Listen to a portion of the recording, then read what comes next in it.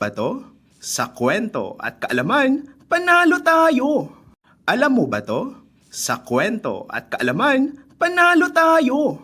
Alam mo ba to? Sa kwento at kaalaman, panalo tayo! Alam mo ba to? Sa kwento at kaalaman, panalo tayo! Alam mo ba to? Sa kwento at kaalaman, panalo tayo! Alam mo ba to? Sa kwento at kaalaman, panalo tayo! Alam mo ba to? Sa kwento at kaalaman, panalo tayo! Alam mo ba to? Sa kwento at kaalaman, panalo tayo! Alam mo ba to?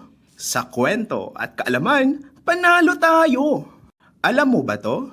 Sa kwento at kaalaman, panalo tayo! Alam mo ba to? Sa kwento at kaalaman, panalo tayo! Alam mo ba to? Sa kwento at kaalaman, panalo tayo! Alam mo ba to? Sa kwento at kaalaman, panalo tayo! Alam mo ba to? Sa kwento at kaalaman, panalo tayo! Alam mo ba to? Sa kwento at kaalaman, panalo tayo! Alam mo ba to? Sa kwento at kaalaman, panalo tayo! Alam mo ba to? Sa kwento at kaalaman, panalo.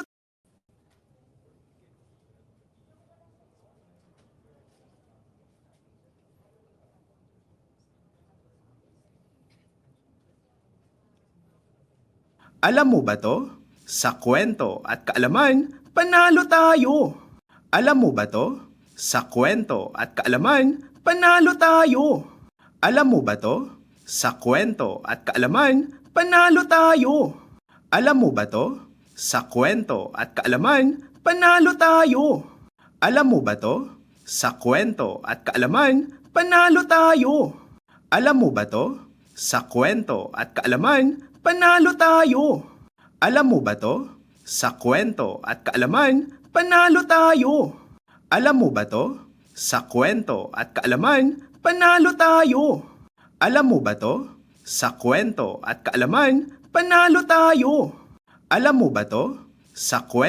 at kaalaman, panalo tayo! Alam mo ba to? Sa kwento at kaalaman, panalo tayo! Alam mo ba to? Sa kwento at kaalaman, panalo tayo! Alam mo ba to? Sa kwento at kaalaman, panalo tayo! Alam mo ba to? Sa kwento at kaalaman, panalo tayo! Alam mo ba to? Sa kwento at kaalaman, panalo tayo! Alam mo ba to? Sa kwento at kaalaman, panalo tayo! Alam mo ba to? Sa kwento at kaalaman, panalo tayo! Alam mo ba to?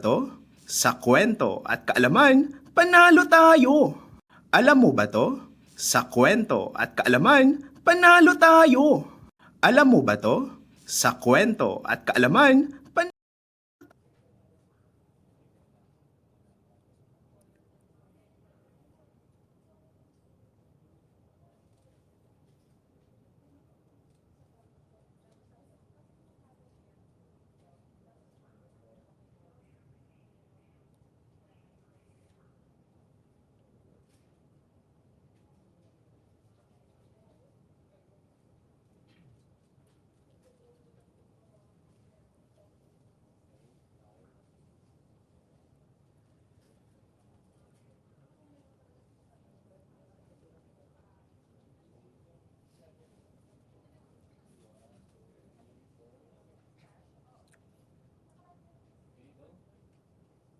Hi everyone! Welcome to Alam mo ba to? Sa kwento at kaalaman, panalo tayo! Ayan mga kabato, so habang nasa dialysis, normal lang ba ang pagkahilo? Minsan ba nakakaranas ka ng pagsakit ng iyong mga muscles or nagkakaroon ka ng cramps? O kaya naman, minsan bumababa ang iyong blood pressure at kailan nga dapat tayo lumapit sa ating healthcare team. But before we proceed with that, atin nga po muna tingnan ang ating agenda for today. So for 1 p.m., we have our live broadcast. And then we will talk about managing complications, common issues for dialysis patients.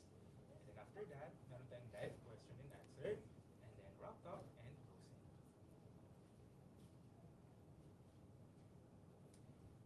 So ayun mga kabato, muli kung natanong nyo yung mga tanong na nabanggit ko kanina, para sa iyo ang episode natin ngayon.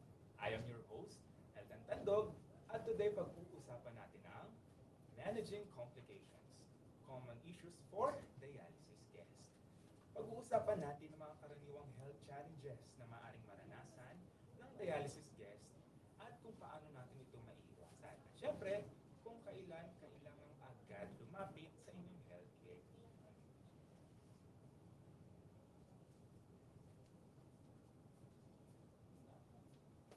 So mga kabato,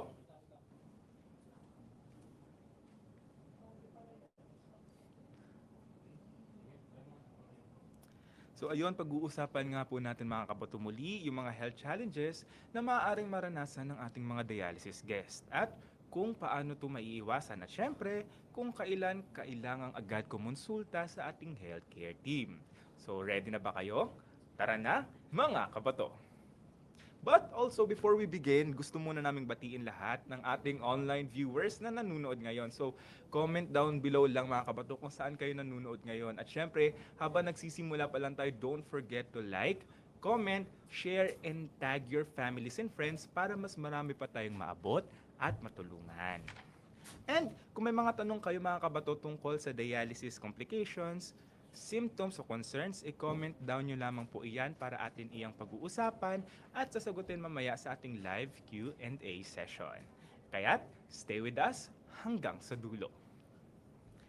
Anyway mga kabato, ngayong episode aalamin natin kung ano nga ba yung mga karaniwang complications habang o pagkatapos ng dialysis. At syempre, kung paano natin maiiwasan yung mga ito at kung ano yung mga common causes ng mga komplikasyon na ito. At syempre, kailan dapat ipaalam sa dialysis team o doktor ang nararamdamang sintomas. Dahil tandaan, ang maagang pagkilala sa sintomas ay makakatulong upang maiwasan ang mas seryosong komplikasyon. At para mas maintindihan natin ang topic na ito, makakasama natin ang isang consultant nephrologist na magbabahagi ng kanyang expert insights sa mga complications sa dialysis at kung paano ito maiiwasan. Kaya't, let's welcome Dr. Eileen Buelva Martin. Hello po, Doc. Hello, good afternoon everyone. Good afternoon to all the viewers. Ako po ay isang nephrologist, kidney specialist at isang advocacy natin ay through education of our guest, no, magbahagi ng kaalaman para sa ating mga dialysis patients. Thank you. Maraming salamat po, Doc Eileen. At syempre, kasama rin natin ang ating dialysis guest at candidate. So, CAN stands for Kidney Health Advocate Network. So, isa siyang NephroPlus guest since 2020 sa ating NephroPlus Lawton branch. At mas kilala siya bilang Your Running Kidney Warrior. Ngayon, ibabahagi niya ang kanyang inspiring dialysis journey at advocacy para sa kidney health awareness. So, please welcome Sir Marlo Paulo. Gandang tanghali po everyone. Hi, this is Marlo Paulo po. Long-time guest po ang NephroPlus Taguig, Lawton Branch. Also a proud member of Dialysis Philippines Support Group po. And a member of Kidney Health Advocates Network po. Ayun, so thank you so much po, Sir Paulo, and of course, Doc Eileen. Ayan, so let's start na po. So, hello Doc, ayan. So Doc, marami po sa ating dialysis guest yung kadalasang nakakaranas ng iba't ibang sintomas bago or during and even after ng dialysis. So, maaari niyo po bang maipaliwanag Doc kung ano-ano yung mga ito at paano dapat natin sila bigyang pansin? Okay. So, may mga common complications ang dialysis, no?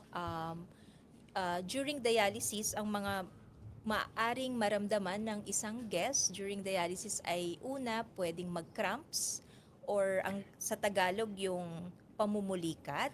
Okay? Pwede rin siyang makaranas ng pagkahilo or pagbaba ng ating blood pressure. Meron din tayong minsan nakakaranas ng pagsusuka during dialysis o kaya sakit ng ulo or pagkabingi. Minsan nawawalan din ng boses during dialysis. So, ang rason kung bakit nagkakaroon ng ganito ay dulot ng sobrang hatak, no? Ano ba tong hatak na sinasabi? So, sa dialysis, dahil ang dialysis ang nagiging temporary kidneys, no? Gumagawa siya ng functions ng kidneys tulad ng paglinis ng dugo, isa. Pangalawa ay nagtatanggal siya ng excess fluid sa katawan natin, no? So, yung sinasabing sobrang hatak ay pagtanggal ng excess na fluid sa katawan. At dahil dito nakakaranas ng mga nabanggit kong mga komplikasyon, no? Paano ito maiiwasan? I'm sure naririnig to ng ating mga dialysis guests, no, yung tinatawag na dry weight. Okay, ang dry weight ay nababago-bago yan, no, sa panahon, no. So kunwari ikaw ay nawala na ng manas, no, at nagkaroon ka na ng onting nag-gain ka na ng weight which is not due to fluids, no? Kailangan ng taasan yung dry weight mo. So, every now and then, talagang ina-assess ng ating mga doktor kung ano yung tamang dry weight para maiwasan yung mga komplikasyon na nabanggit ko.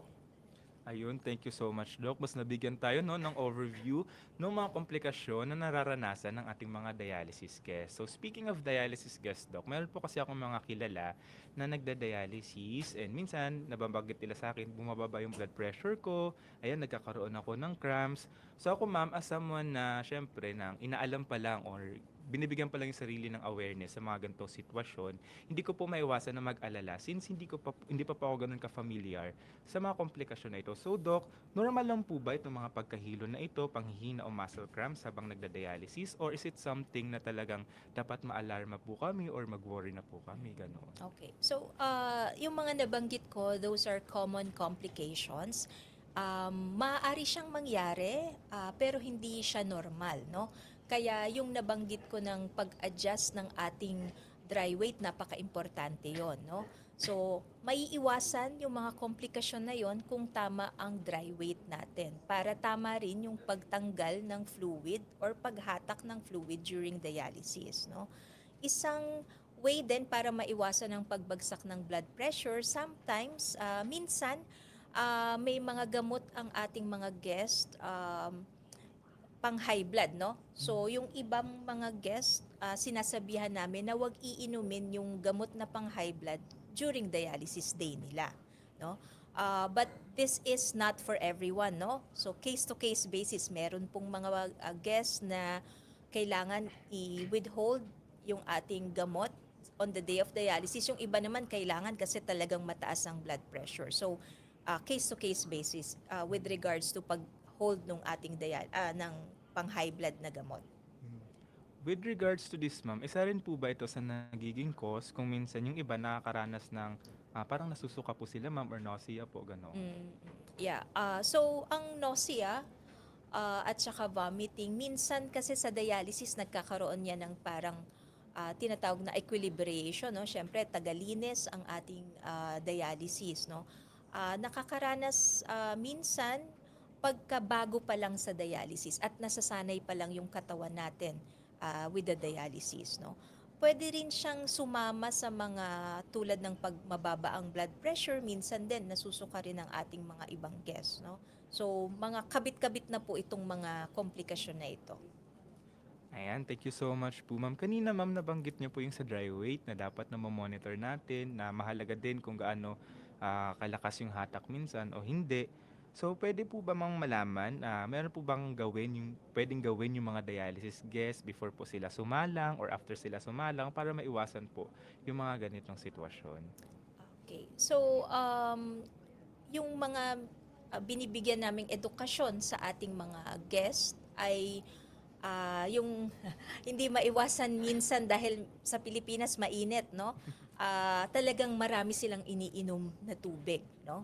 Kaya talagang minsan mataas yung tinatawag natin na interdialytic weight gain, no? So minsan dahil sobrang taas ng weight gain nila at malaki ang hatak nila, talagang nagka-cramps or bumababa ang blood pressure. So yung mga tips or edukasyon para sa mga guests para maiwasan yun nga, yung isa is kailangan tama ang pag-inom ng tubig, wag sobra, okay? Pangalawa, kailangan maganda rin yung or tama rin yung kinakain, no? Ayaw natin ng masyadong maalat kasi pag masyadong maalat ang pagkain, mas mas nag-i-increase din ang ating fluid sa katawan. No? So, yun yung mga iniiwasan natin. Sa dialysis center naman, meron tayong mga tinatawag na tinitimbang, no? Or BCM, tinitimbang ang isang guest na dialysis guest, tinitignan kung ilang kilo talaga ang sobra sa katawan nila. So doon namin binabase yung tinatawag na dry weight natin para tama ang pagtanggal ng fluid sa katawan. So, all in all, ma'am, dito talaga pumapasok na mahalaga na nami-maintain natin or namomonitor natin yung fluid intake. Also, pati na rin yung ating diet. Yes. In some cases, ma'am, when it comes naman po sa access nila, meron din po ba itong nagiging epekto doon sa mga komplikasyon po na nabanggit natin kanina? For example, pag may infection po ba, maaari po ba itong mag-cause din ng mga ganoong sintomas sa kanila?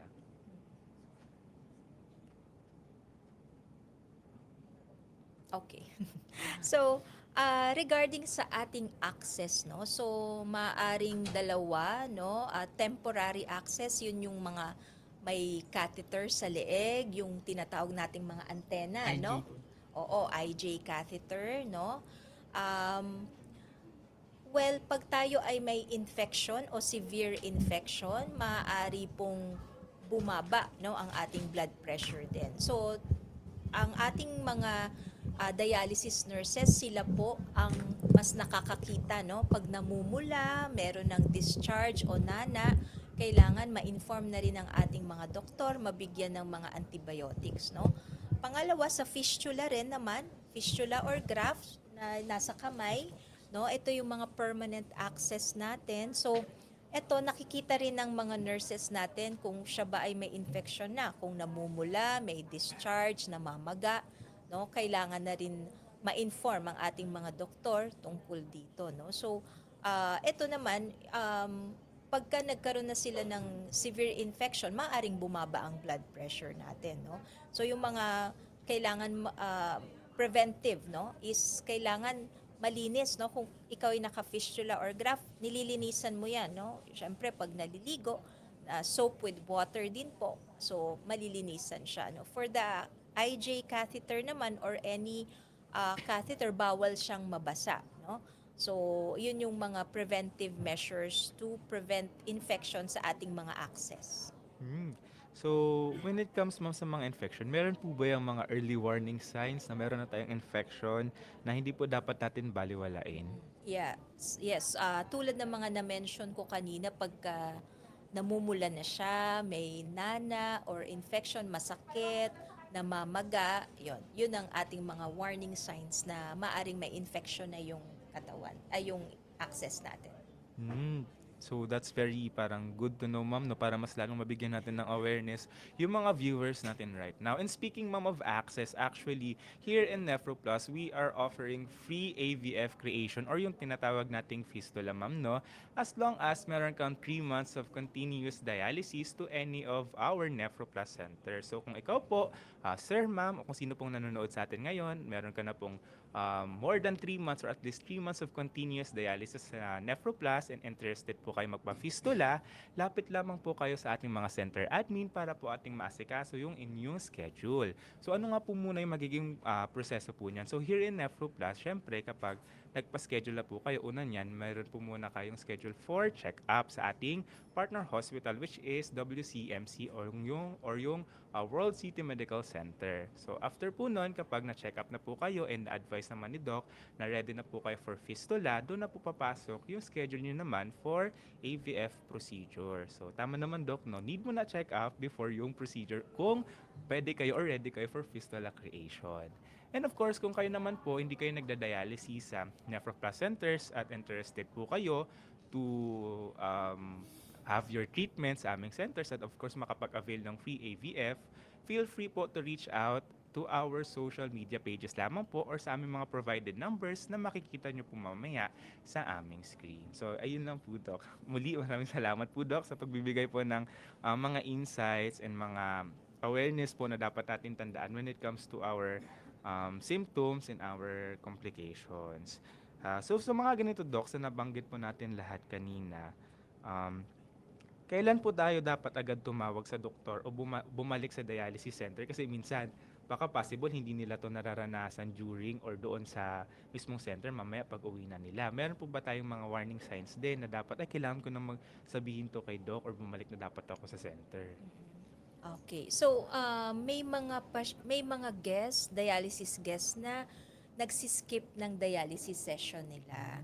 So, pag nangyari yon na nagsiskip ng dialysis session, napupunuan sila. Ibig sabihin, yung fluid, no? Excess fluid maaring mapunta sa baga. So, hinihingal na sila, no? So, yung shortness of breath, hirap huminga, mas namamaga ang legs. So, yun ang isang bagay na maaring dumiretso na sila sa isang hospital.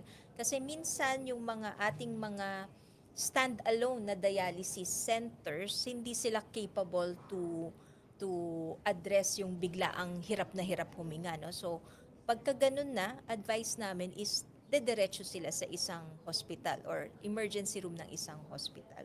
So, kaya importante na wag mag-skip or mag-miss ng dialysis session.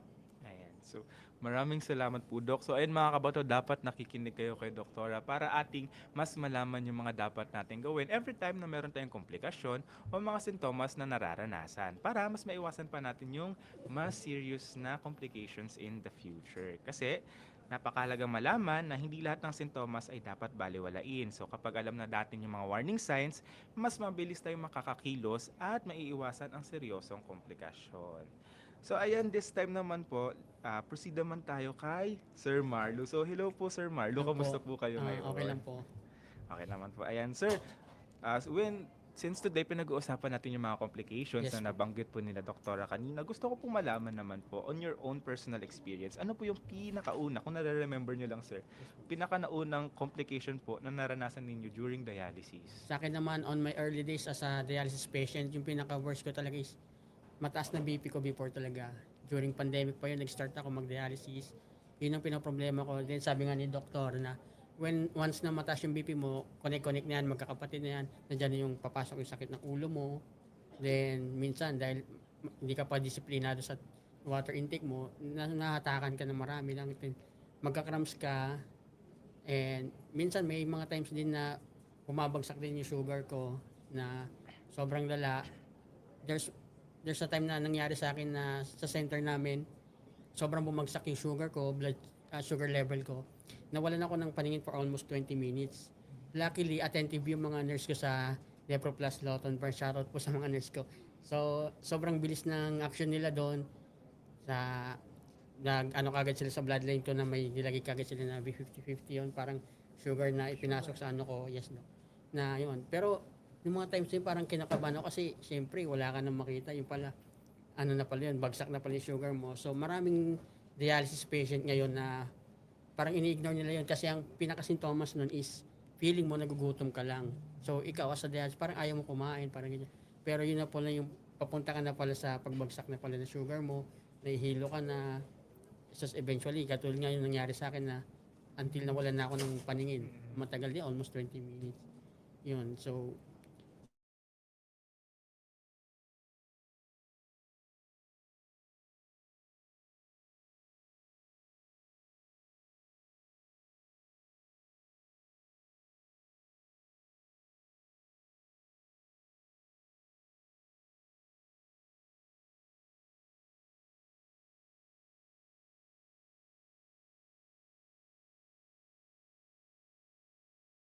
ganda na yung sugar ko, parang umagaan yung pakiramdam ko. So, yun, doon na rin ako naging health advocate na nakilala nila ako na nag-inspire through running na ang mga dialysis patient is hindi lang kayo na nakahiga dyan. You need na gumalaw-galaw din para yung mga complications maagapan nyo pa, especially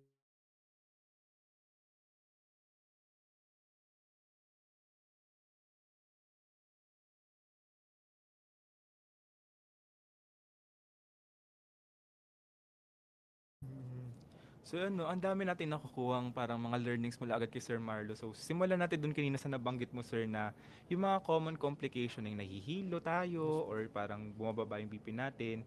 Isa sa misconception na naiisip agad ng tao, syempre nagugutom lang sila. yes. So which is na yun din yung isa sa mga nararanasan nyo sir before na akala nyo, ay gutom lang ako kasi nahihilo. Even Yes. kasi tayo mga hindi nagda-dialysis, yun agad yung una nating maiisip eh. Pero yun pala dapat, Sir Marlo, sinasabi na agad natin ito sa ating Kailangan healthcare team. sa mga nurses nyo or nag-round sa doktor, talagang pag may naramdaman, talagang huwag kayo mahiya na tumawag sa kanila kasi sila yung mas nakakaalam sa nangyayari habang during na sa dialysis tayo. So,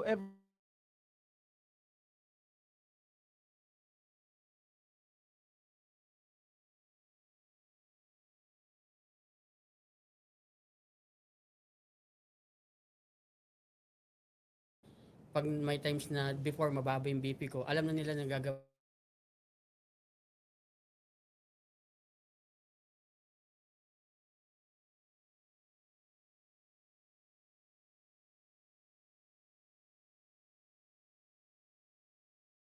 sa ating Nephroplast Lawton branch. Tapos kanina din sir, nabanggit din po ni Sir Marlo kanina na nagra-running po siya. Yes po. Actually, na-break din yan doon sa isang misconception na alam ko when it comes to dialysis guests or patients. Wherein kapag ang tingin kasi natin sa kanila, kailangan na lang nila magpahinga, bawal silang gumalaw, or bawal sila yung masyadong maraming movement. Pero nabanggit ni sir na kahit dialysis guest ka, you are still free to do these things wherein mag-exercise ka sir, tama no? Actually yan, magra-running. Sir, actually pwede mo Pero kong- with advice of your doctors pa rin kasi para kung ano compatible na exercise para sa'yo. Yes, so ayun. Pero mahal ka pa rin yung doctor's advisor Yes at po. the end of the day, no? Pero sir, gusto rin namin malaman, paano po nakakatulong yung mga naging exercises ninyo, yung running ninyo sa pag-iwas po dun sa mga komplikasyon na nararanasan ninyo? Yung una ginagawa ko lang yung pagtakbo to fight anxiety and stress eh. Parang pag tumatakbo ako, nare-relax yung utak ko. Hindi ko napapansin na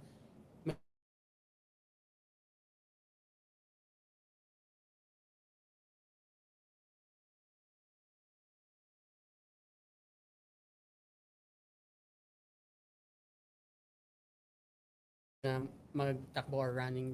Talagang nabago niya yung buhay ko na tapos pinopromote ko siya as a simple content creator nga pala ako. Tapos inaano ko sa mga pasyente na try nyo rin na hindi lang kayo na-stuck sa machine. Na pwede pang may buhay pa after dialysis na. Kaya niya pang gumalaw, kumilos. Yun po.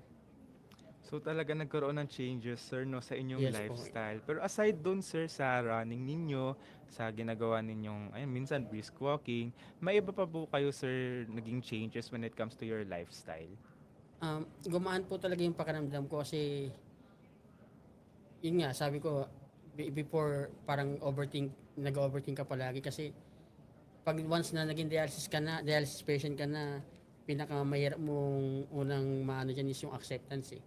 Sobra kasi madaming questions na papasok sa utak mo, bakit ganito, bakit niya. Pero once na tinanggap mo na siya tapos kinikilusan mo na, gumagalaw ka na, and tanggap mo na yung situation mo, tapos malalaman mo may purpose ka pa pala.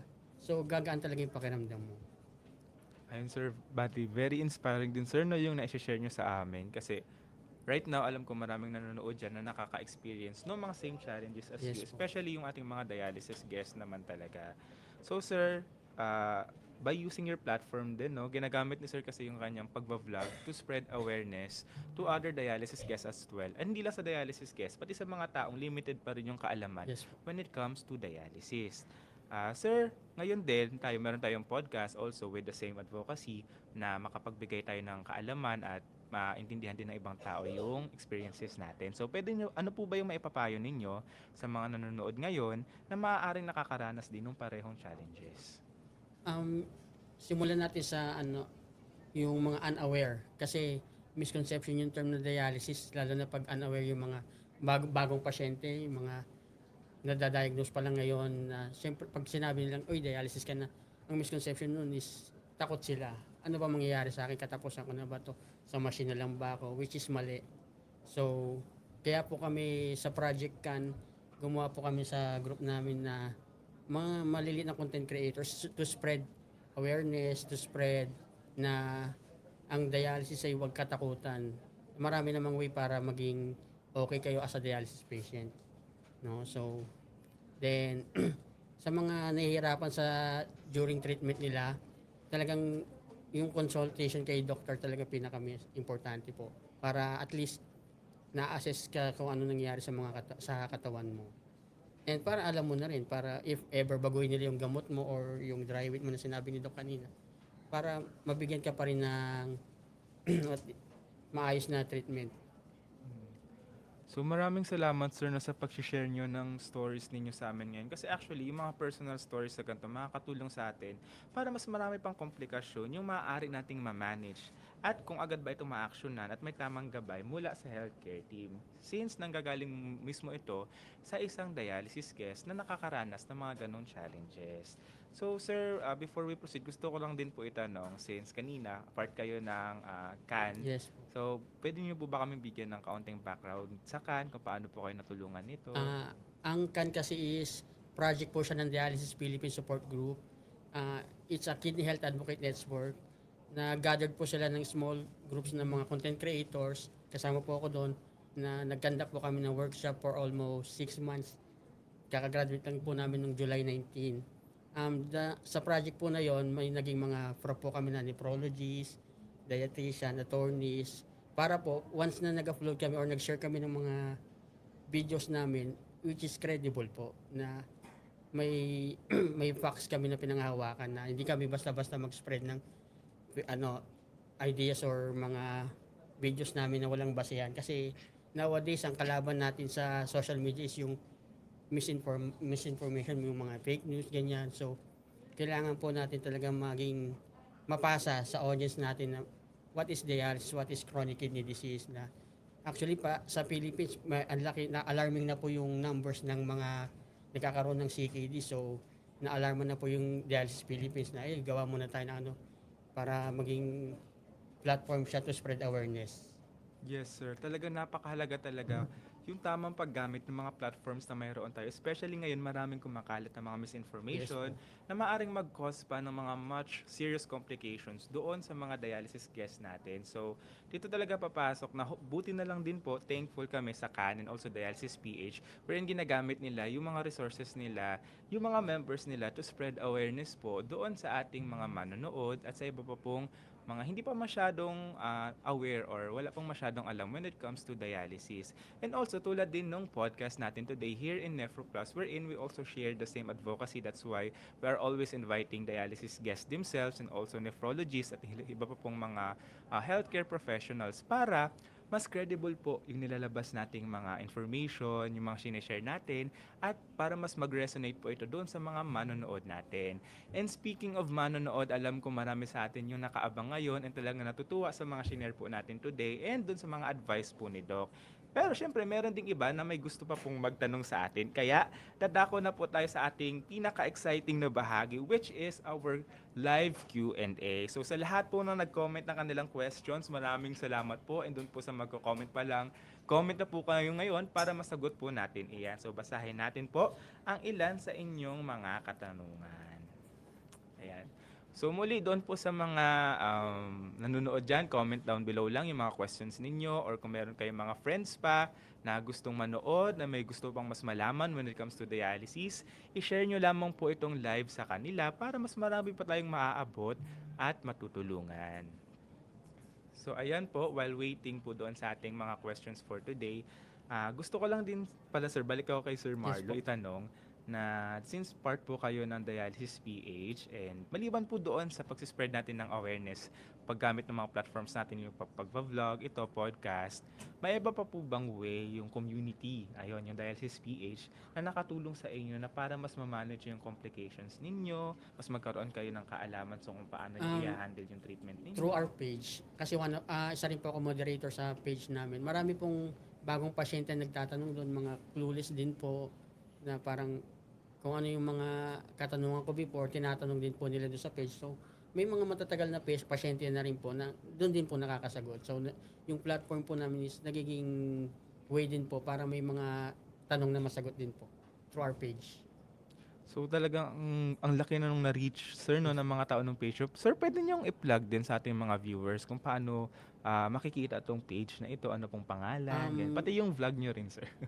Ang page po namin is Dialysis PH Support Group. Yan po, almost 100K na po kami. So, ewan ko kung nakakatawa or nakakalungkot kasi parang pag dumadami kayo pero iisipin mo parang dumadami rin nating pasyente. Parang Matutuwa ka ba or malulungkot?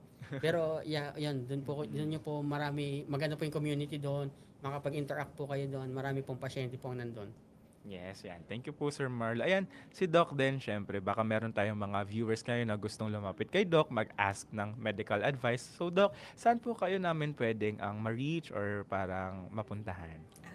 So my clinics are in St. Luke's Medical Center, both Quezon City and Global City. Okay. So gusto ko lang rin mag-comment, no, if okay lang sa mga Yes, na-mention ni Sir Marlu. Ah, Gusto kong i-commend, sir, that talagang ah, lagi kong sinasabi sa mga guests na there is life beyond dialysis. No? Gusto kong bigyan diin na na-mention mo nga na minsan ang mga ating mga nagsisimula ng dialysis, akala nila tapos na ang buhay nila, no, because of dialysis, but it's actually a bridge, no. Dialysis is a bridge to a better life, no. And I want to mention also na ang dialysis ay bridge natin to transplant, no? So gusto ko na rin i-mention yon Yes. na may buhay even if you're doing dialysis, you can continue with your work, no? But at the same time, we always aim to do or to have kidney transplant. Yun ang ating aim, kidney transplant. Kaya hinihimok ko rin ng ating viewers and yung mga nanonood, no, because ako po ay isang advocate din ng disease donation, no. So kung hindi nyo po alam kung ano yung disease donation, ito po ay meron tayong card, no, galing sa PhilNos na pwede nyo pong, even sa mga kapamilya nyo, pwede nyong sabihin na kung ikaw ay naaksidente at naging brain dead, no, you consent, no, meron doon, even sa ating mga driver's license, no, pwede siya, no, na ikaw ay isang organ donor, no, para mapakinabangan, no, or maduktungan ang buhay ng isang nangangailangan ng kidney transplant, liver transplant, corneal transplant, no?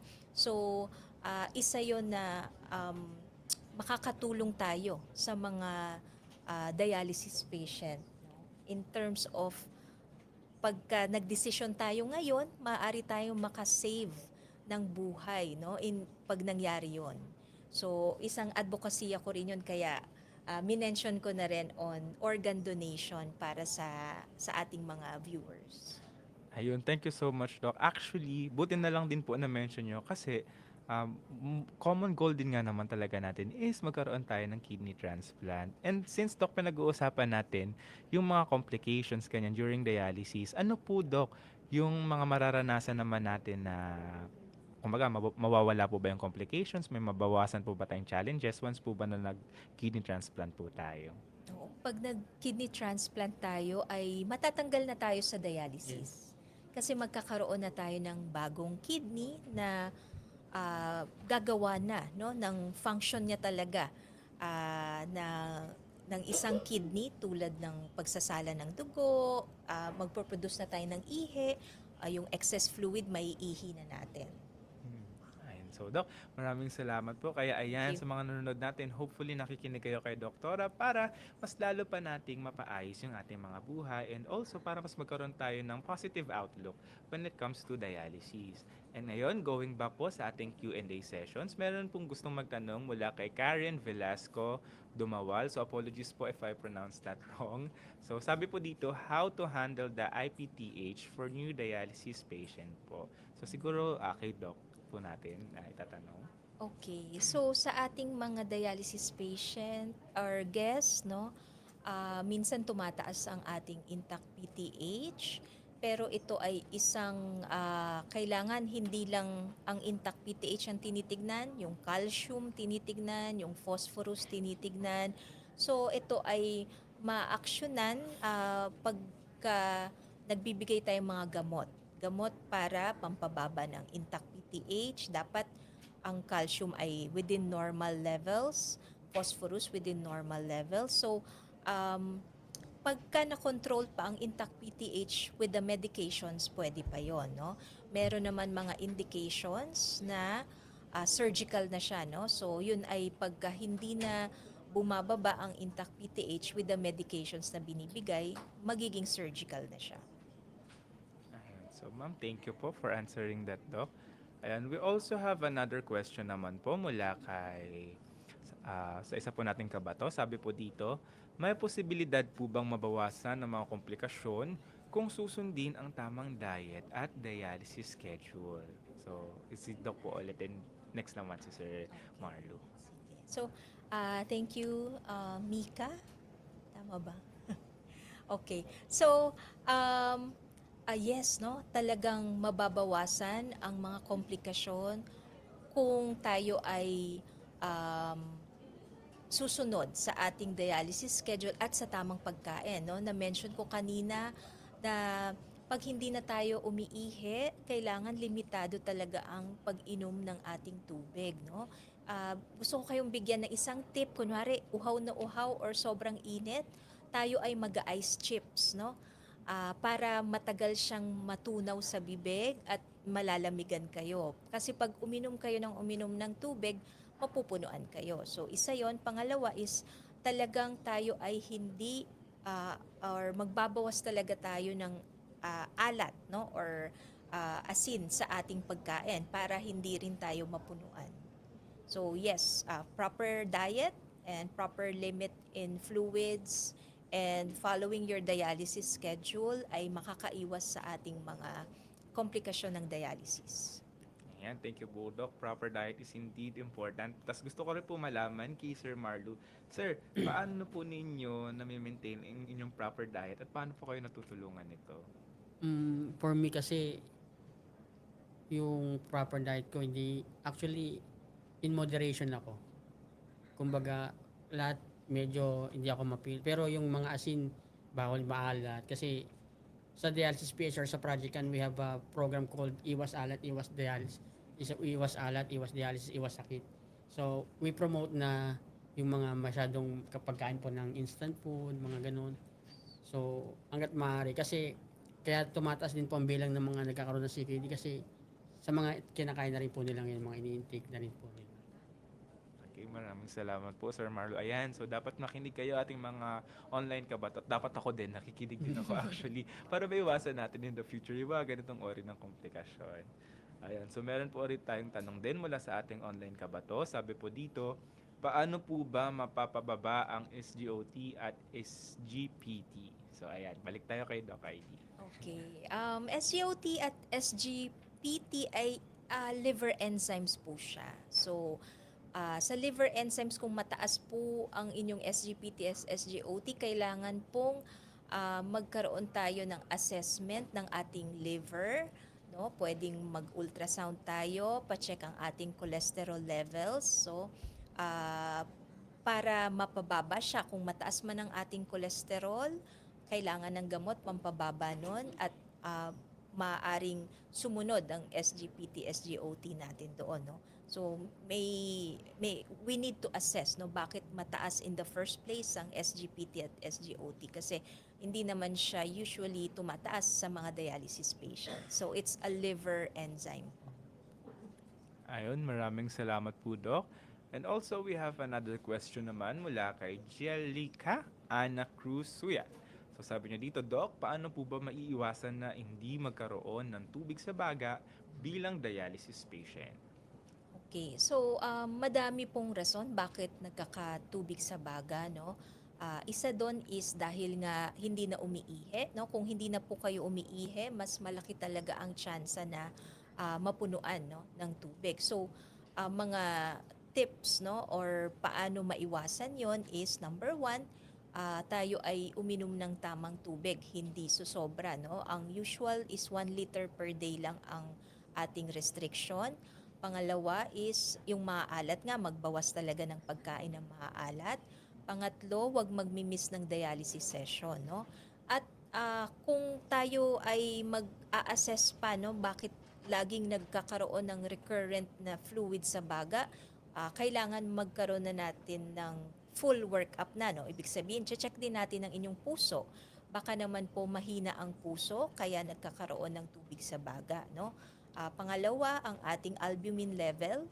So, kailangan po sa ating mga dialysis na mga guests, no, ang albumin level or yung nutrition, no, napaka-importante talaga ng nutrition sa katawan, no. Kaya sa dialysis inaalaw na natin ng onting karne, no, lalo na't pag nagda-dialysis tayo, o kaya umiinom tayo ng mga supplement na mga protein during dialysis, no, para maiwasan yung pagkaroon ng tubig sa baga, no. So those are multifactorial po, kasi maraming maaring rason bakit nagkakaroon ng tubig sa baga. So yung mga na-mention ko, yun yung mga most common po na causes. Okay, thank you so much po, Doc. Ayan, meron pa po ulit tayong another question mula naman po kay Karen Velasco Dumawal. So, apologies po if I pronounced that wrong. So, sabi niyo dito, Doc, mababa na po ang phosphorus ko. Pwede ko po ba i-take ang Sevelamer ko ng 1 tab every meal from 1.5 tablet? Since wala pa po rito ang nephro ko sa Pinas, kaya di po ko makapag-follow up check-up. Okay. So, ang phosphorus, pwede naman pong magbawas tayo ng gamot pagka within the normal levels na siya. Hindi ko masyadong naano kung gaano kababa, pero pwede naman po, no? Pwede tayong magbawas ng Sevelamer pag within normal na ang ating phosphorus level. It's just that talagang sa dialysis, tataas pa rin ulit po yan. So, dapat either naka-maintain or magbawas tayo ng Sevelamer. Pero pwede naman. Kaya every month, di ba meron tayong monthly labs sa dialysis. So every month, nababago talaga yung dosage ng gamot natin, no? Kasi kailangan natin i-check yung ating mga laboratorio every month together with nga yung ating dry weight. Ayan, maraming salamat po, Doc. Ayan, amidst this mga comments po natin about dialysis questions na yan, ganyan. Gusto ko rin po i-acknowledge yung mga comment na nagsasabi about kay Uncle Bok Paulo. Sabi po dito, go Marlo, Uncle Bok Paulo. So kayo po ba yun, Sir Marlo? Uncle Bok po ang inyong nickname. Sabi niya, iba talaga ang member ng Solid 7. And also, may nakikita po akong supporters natin from Dialysis PH. So shout out po sa ating mga kasama po dyan sa Dialysis PH. So meron po tayong question dito from Ma'am Kel Reyes. Sabi niya po, ano po ba ang dahilan ng pangangate ng isang dialysis patient?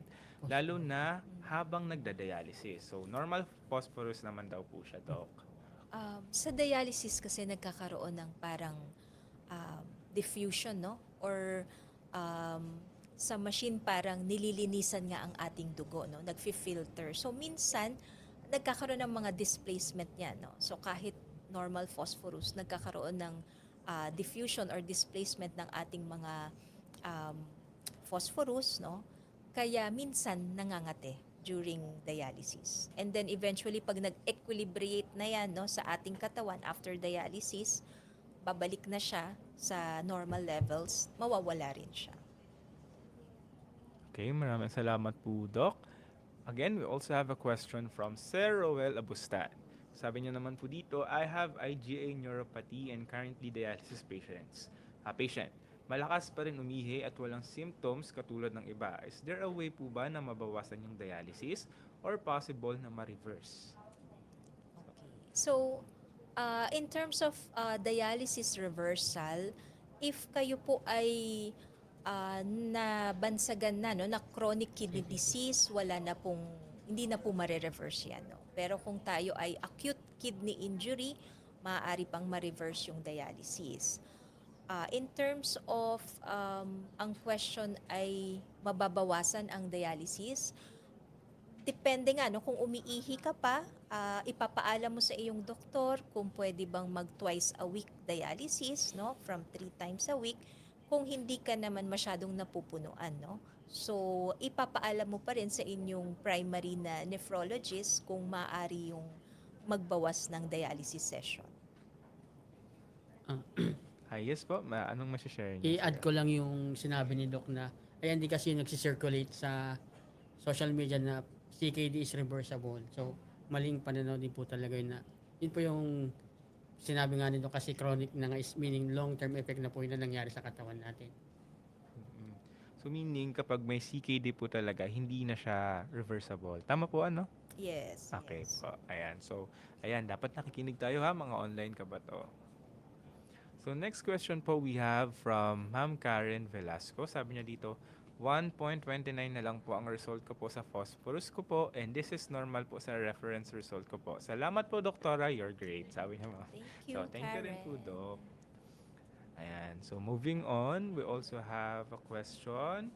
Sabi po dito, mhm, for Sir Marlu, sabi niya po, ano po ang mga simpleng hakbang na nakatulong sa inyo upang maiwasan ang mga komplikasyon? Ayun nga po, sinimulan ko yung paggalaw, exercise, kasi sabi ko, ayoko na maging toxic patient from 180 before. Ngayon, na-normalize ko yung blood pressure ko through working out, mga running, or kahit simpleng walking lang po. Basta, you have to seek advice for doctor kung anong compatible na pwede mong gawing exercise sa sarili mo. Simulan nyo lang ngayon, gumalaw lang po. Ayun. So, kanina Sir Marlon, nababanggit niyo yung pagiging toxic patient. So, Yes. kanina naririnig natin ito yung mga dapat nating gawin. So, yung I assume yung mga toxic patient, ito yung mga gumagawa ng mga hindi dapat. Pwede po ba kaming mas mabigyan niyo, sir, ng mga halimbawa po nun? Para alam natin kung ano yung dapat nating iiwasan na gawin. Naging part din naman ako niyan before, yung mga, syempre, pag nagsisimula ka, unaware ka sa dialysis. So, sabi nga na yung ni Doc kanina, yung fluid intake mo, kailangan 1 liter or less. Kailangan disiplinado ka pa rin talaga doon kasi doon lahat magsisimula eh. Pag naging congested ka, pagdating mo sa center, yung hatak mo sobrang laki, then mahirapan ka na, dyan napapasok yung sakit ng ulo, yung cramps na napakahirap. So, nasa sa yan kung gagawa mo ng paraan na maging toxic ka or sabayan mo na, baguhin mo sarili mo through discipline para wala ka na maging complication habang nagda-dialysis ka. Okay, ayan. So hopefully tayong mga dialysis patients din mismo or mga dialysis guests ay dapat maging disiplinado. Katulad ni Sir Marlo ngayon. Ayan, actually, we'd also want to acknowledge you rin, sir, na because of your discipline din na pinakita, ayan, para mas marami kayo ngayon na i-inspire ang naabot ng mga tao pagdating sa inyong dialysis experience. And pati ako parang kanina ang dami kong kumbaga na-realize and nalaman ng mga bagay when it comes to being a dialysis guest or dialysis patient. So maraming salamat po, Sir Marlo. Ayan. So we also have another question. Sabi po dito, nakikita ko po mga post na Uncle Bok. Ayan na, katulad ko rin. Nakikita ko yung mga vlog dyan ni Sir. Sabi niya, tanong lang po para sa kanya, paano niyo po na-maintain yung positive life? Anong sekreto? Ayan, gusto ko yung tanong na yan. For me, yung ano talaga, support system mo, yung family, nandyan lagi sa likod. Sila yung kasama mo nung unang dialysis journey mo until now. Mahalaga pa at importante talaga na may healthy support system ka sa pamilya mo. May pinanguhugutan ka ng magiging positibo ka in life. Yan. Tapos syempre, yung faith mo kay God, wag mo kakalimutan yan. Na dialysis patient, nilagay ka niyan, hindi lang para sa machine na nandiyan ka na lang lagi 3 times a day, 3 times a week, sorry, 4 hours per day. No? Nilagay ka niyan kasi you still have purpose in life. Katulad ko, kala ko sa dialysis na lang, pero nung eventually naalaman ko yung purpose ko na pwede pala ako maging health advocate, kaya ko pala mag-spread ng awareness na sana kahit papaano mabawasan, kundi man maagapan yung mga nagkakaroon ng chronic kidney disease dito sa atin sa Pilipinas. Ayun, maraming salamat po. Ang tawag sa inyo ay Uncle Bok. Tama po ba, Sir Marlo? Pwede ko po ba matawag kayo na ganun, sir? Yes, Uncle Bok, ayan. Actually, yung inyong sinishare po, also nagre-reflect sa sinabi ni Doktora kanina, there's life beyond dialysis. And hopefully, this podcast will also serve as a beacon of hope to those na mga nanonood. As of the moment, parang nanghihina na yung loob, na parang feeling nila, ay, hanggang dito na lang ako, wala na akong parang magiging positive outlook in life. So hopefully nag-resonate po sa inyo yung mga sinabi ni Tok and sinabi po ni Uncle Bok o ni Sir Marlo. And sana mas mabigyan po kayo nito ng kumbaga ng inspirasyon at mailid po kayo sa tamang landas kung paano mas magkakaroon pa tayo ng maayos na buhay at syempre ma-manage natin yung mga komplikasyon natin na pinag-uusapan natin today. Ayan, meron po ulit from Ma'am Karen. Sabi niya, for our Marlu, how to handle the basher po since kidney health advocate na po kayo. Ayan, di mawawala yan, sir. Actually, naturo sa amin yan. Wag mo silang speed phone. Kumbaga, pag binabash ka na, ano lang, hayaan mo lang. Kasi, alam mo naman sa sarili mo na you're doing your job lang eh. So, you're spreading awareness, hindi naman hatred eh. So, normal lang sa tao na, or normal lang sa social media yung mga opinions nila eh. So, be ready lang. Tapos, move on.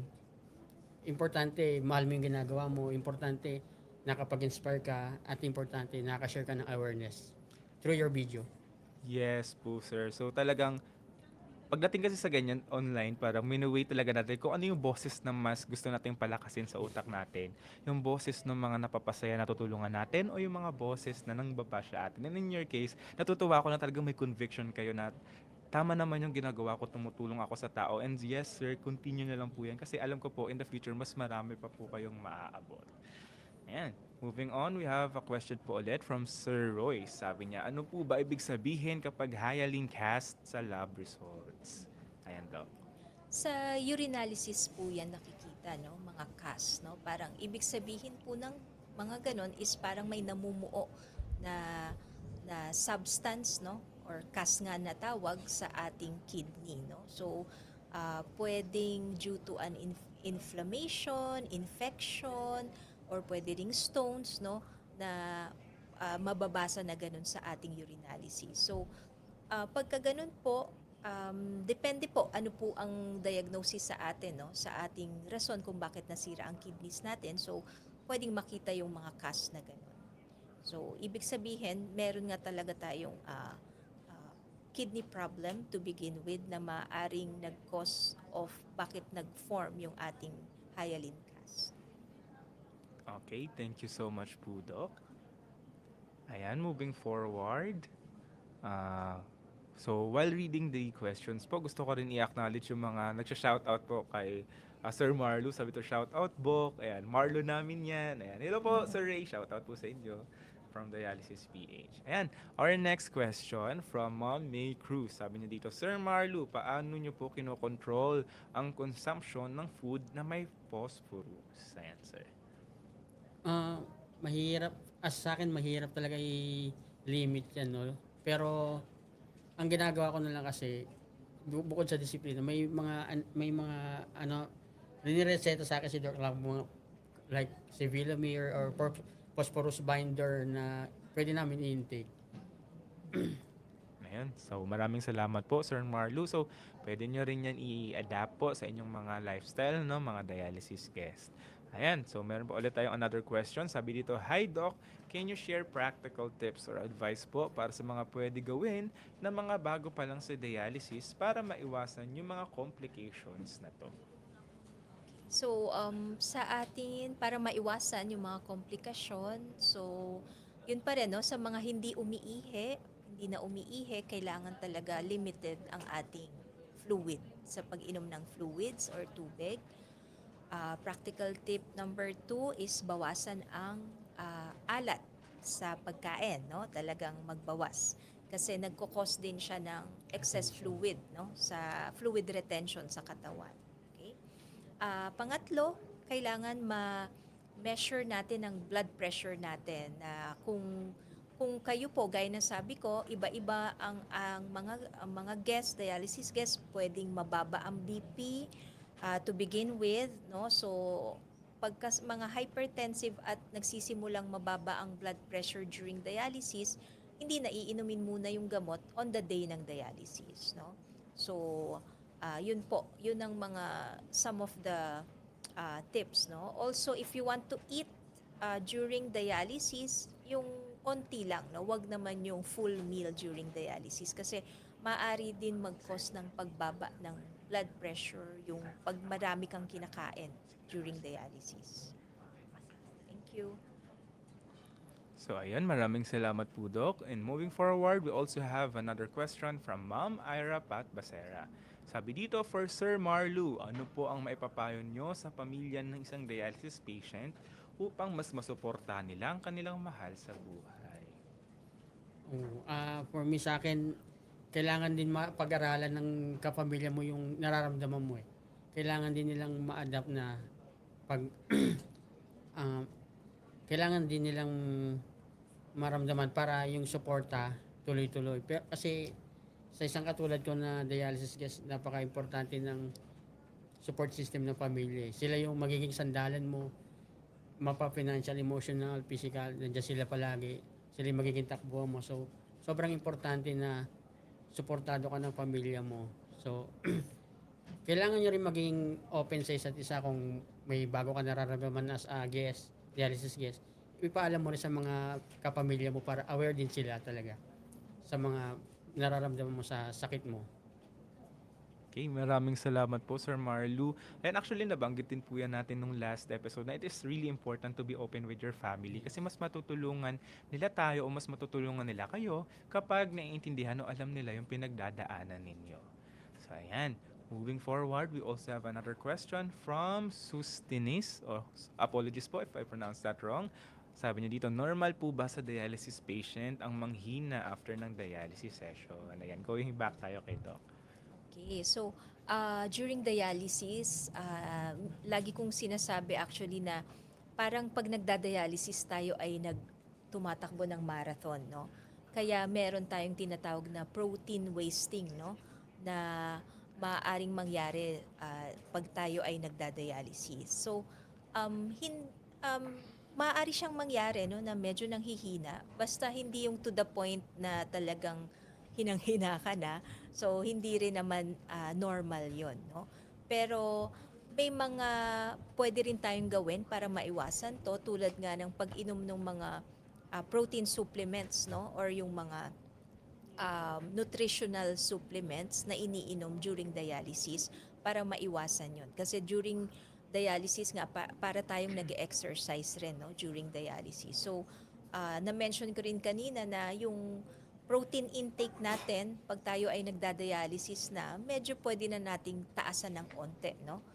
To be specific, 1.2 grams per kilo pwede na nating kumain per day, no?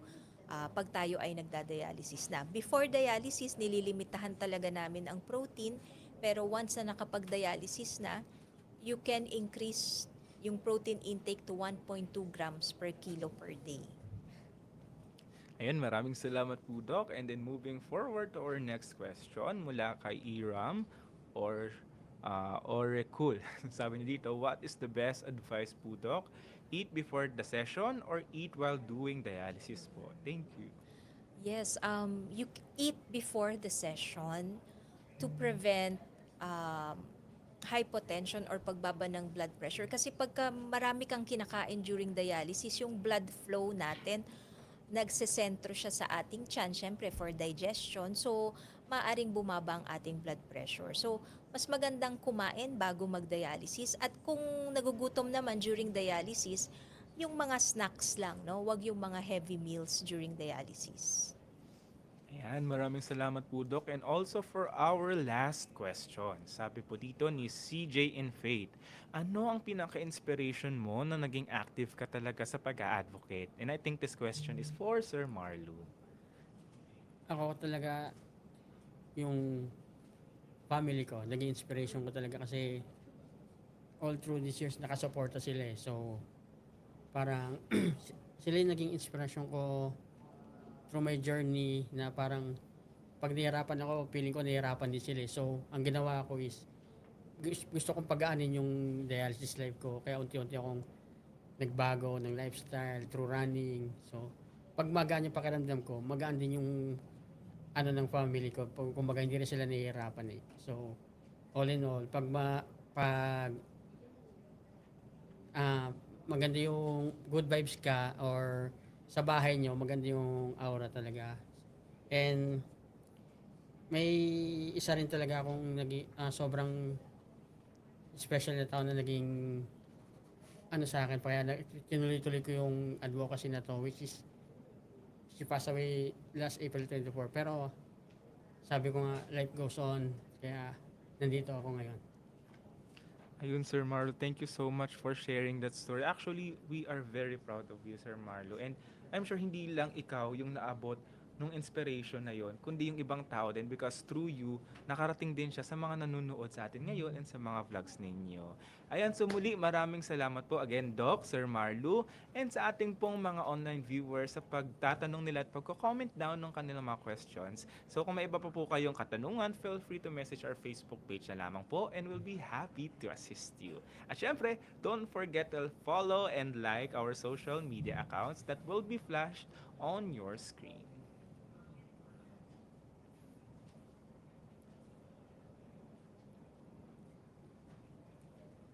Ayan. So bago po tayo magtapos, balikan natin ang ilang importanteng mga lessons na natutunan natin sa episode na to. So una, maraming komplikasyon sa dialysis ang maaaring maiwasan sa pamamagitan ng tamang kaalaman at maagang pagkilala sa mga sintomas. At syempre, ang pagsunod sa treatment, schedule, diet, fluid restriction at medications ay malaking tulong sa pag-manage o syempre sa pag-iwas ng komplikasyon. At mahalaga ring pangalagaan ang fistula o yung catheter upang maiwasan natin yung mga infection. At higit sa lahat, huwag mayang magsabi sa inyong healthcare team kung meron kayong kakaibang nararamdaman.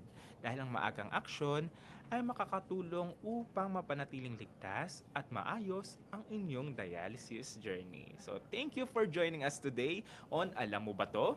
Sa kwento at kaalaman, panalo tayo! And of course, special thanks for our guest, ayan, Sir Marlu and Thank you Doc po. Eileen for sharing your inspiring story. So we hope you learned something and felt supported today, mga online viewers. So also, Sir Marlu, baka meron po kayong gustong i-plug or baka mai-invite po kayo sa ating mga online viewers. Sa mga bago po sa community ng dialysis, please do like our page, Dialysis Philippines Support, Dialysis PH Support Group. May mga questions po kayo regarding dialysis, KT, or mga GLs. Doon nyo po pwedeng malaman. Marami po tayong sasagot dun po sa community po natin dun po. Salamat po. Ayan. Thank you po, Sir Marlo. Kayo po, Doc. Baka meron po kayong gustong iparating po or i-share sa ating mga viewers. Okay. Yun lang. I am really inspired by Sir Marlo here na talagang there is life beyond dialysis. So, gaya na sabi rin ni Sir Marlo, merong purpose ang ating buhay. May purpose si Lord bakit tayo ay nagdialysis at tulad po sa nangyari sa kanya, siya ay nagiging inspirasyon ng maraming dialysis patients through his life and his faith. So, yun ang ano namin na sana itong talakayan namin na ito ay naging inspirasyon din para sa inyo na tuloy ang buhay, may purpose si God sa inyo kung bakit tayo ay nagda-dialysis. And meron din no, ang bridge natin ang dialysis. So may kidney transplantation kung tayo ay susundin natin no na talagang ang dialysis ay isang bridging procedure lamang for kidney transplant. So on a last note, if I may, no, I'm also advocating for deceased organ donation. So, alamin natin, maging aware tayo kung ano ang pwede nating maitulong, no? Kahit wala na tayo dito sa mundo, maaari nating ma-extend ang buhay ng mga nangangailangan ng kidney donors or mga ibang organ ng katawan natin pag tayo ay wala na dito. So, marami pong salamat. Yun, maraming salamat po, Doc, for that very helpful and of course, heartwarming message po. Ayan, and of course, then kay Sir Marlu and sa ating mga online viewers today. And of course, don't forget po to like, share, and follow our page para mas marami po tayong matulungan. So on your screen, our Facebook, Nephroplus Philippines, our IG community, Nephroplus Philippines Viber Community. So, ayun po mga kabato, lagi nating tatandaan na alagaan natin ang ating kidney health and of course, manage agad natin ating mga komplikasyon sa pakikinig at pag-alam ng mga tamang impormasyon. So until next time, take care of your kidneys and take care of yourself. I am Elton Tandog, reminding you to keep your kidneys healthy and keep living your best life. See you sa next episode ng Alam Mo Ba To? Sa kwento at kaalaman, panalo tayo!